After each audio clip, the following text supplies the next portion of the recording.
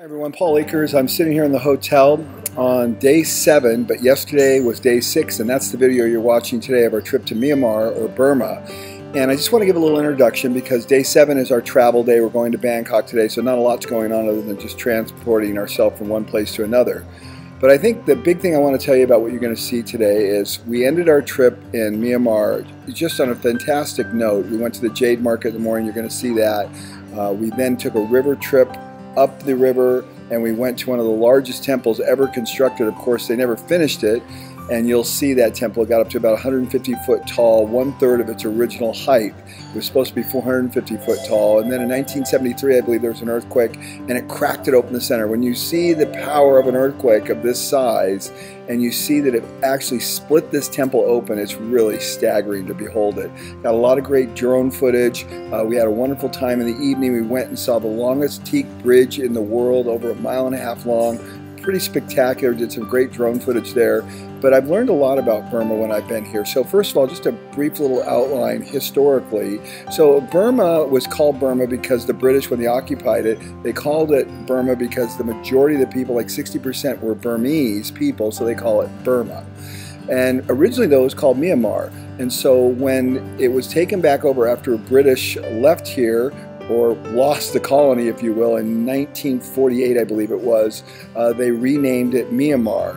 And that's why it has the name now. So I always kind of wondered, because I kind of like to say Burma better than Myanmar, but Myanmar is the original name, and Burma is representative of the largest population of the kind of people, because there are hundreds of tribes here, all different kinds of people, up and down the coast and the interior as well. So a few other important details you should know.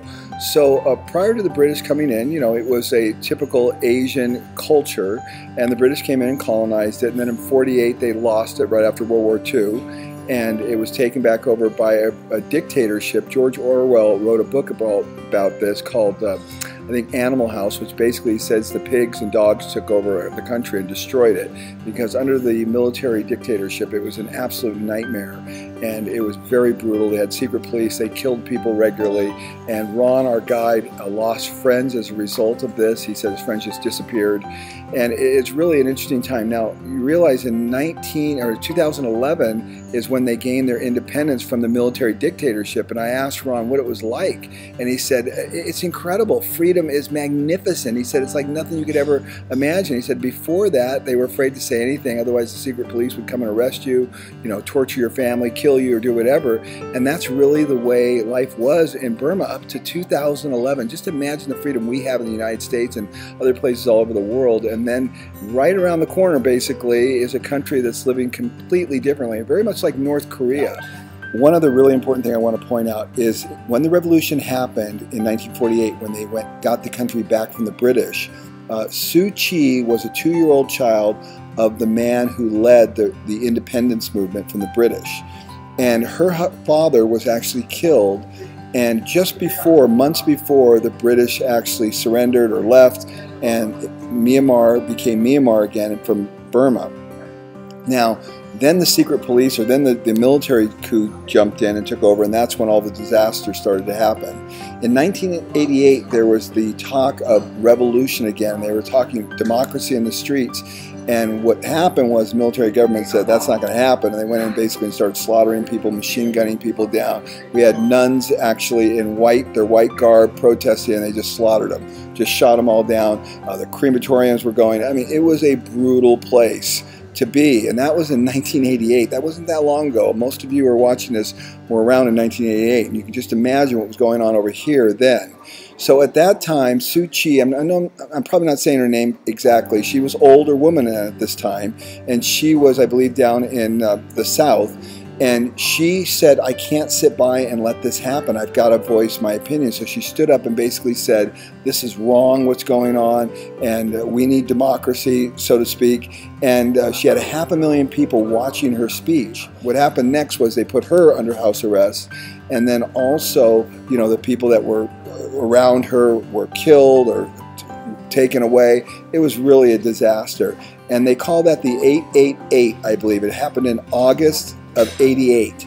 And that is the moment where the first sign of democracy came up. And then Ron further explained that when they saw the fall of Libya and what happened in Egypt, that the people were further emboldened to possibly finally have freedom. And the military dictatorship at that time, it was so brutal over all those years, that's what George Orwell wrote about, finally said, hey, you know what, the writing's on the wall here, we're going to lose power here.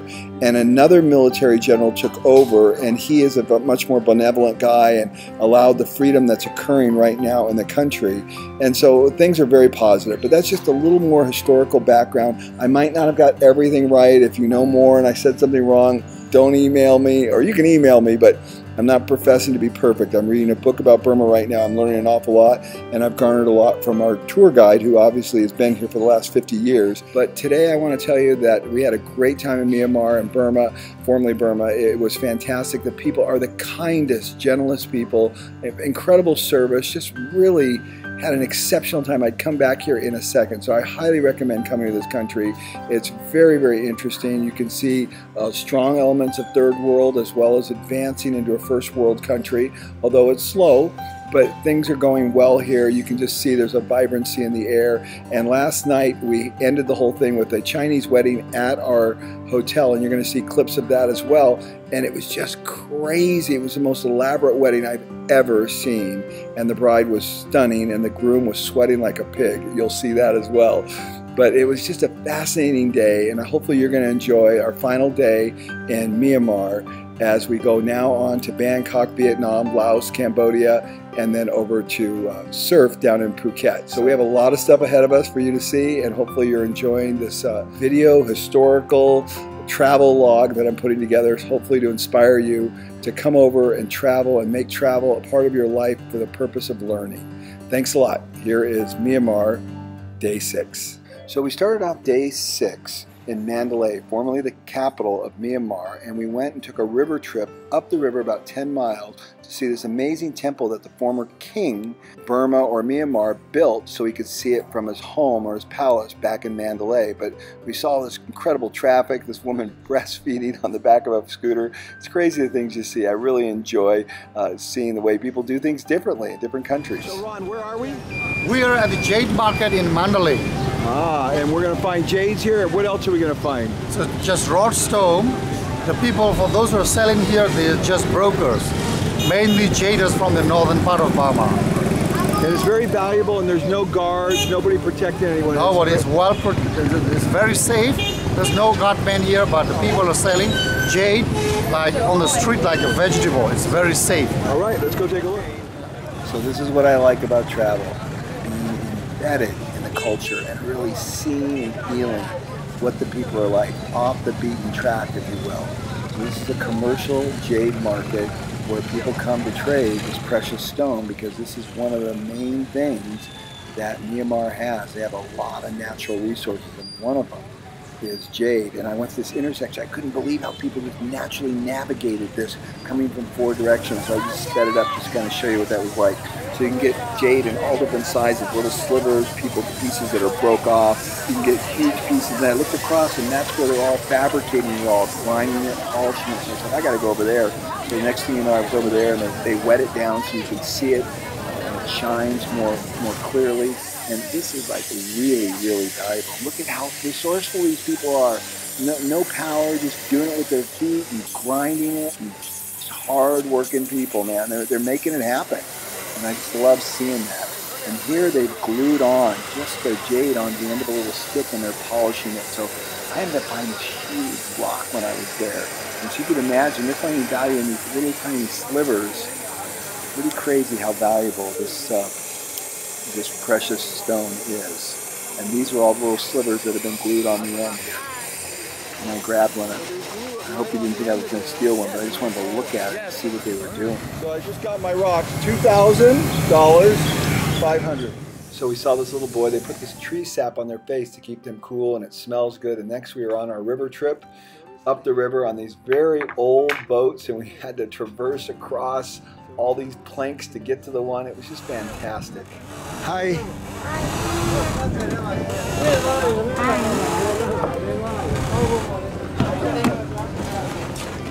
Thank you.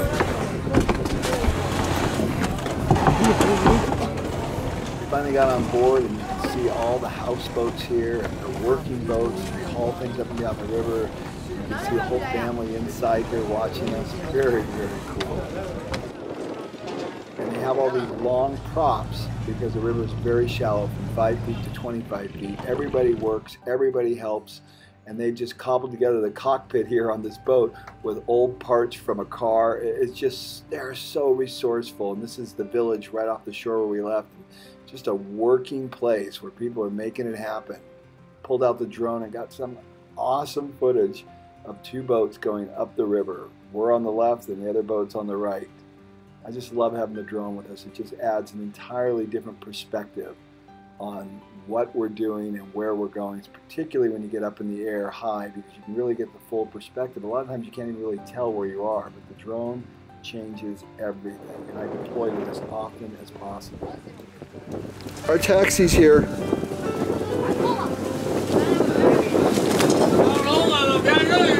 I don't know how we're all going to fit there, but we'll try. It looks good.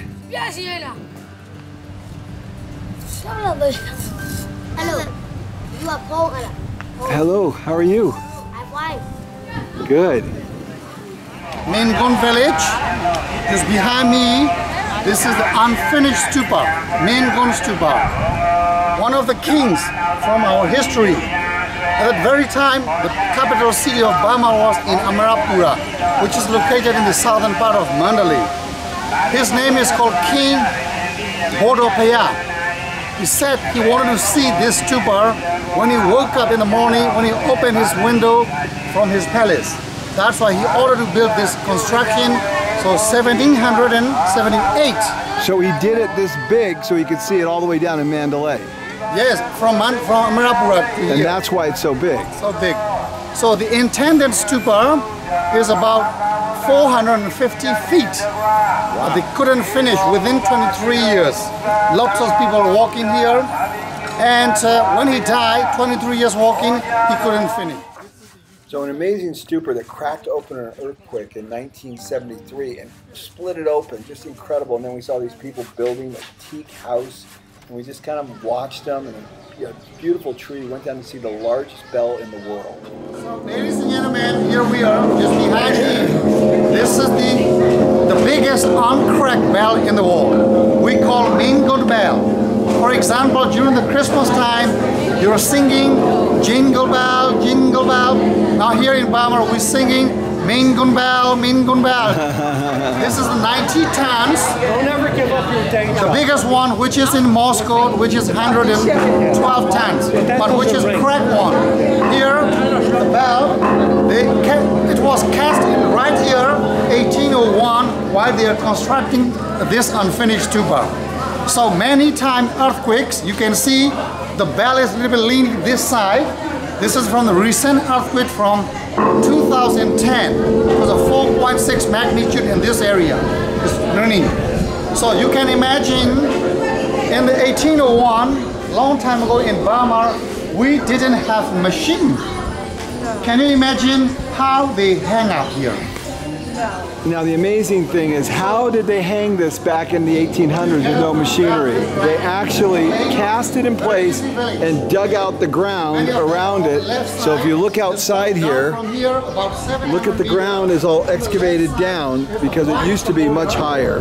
But we don't ring the bell only one time, we ring the bell 3 times. Second time touch it again and ring the bell and recite sadhu again. The third time and ring the bell and sadhu again. Is there anyone who wants to try?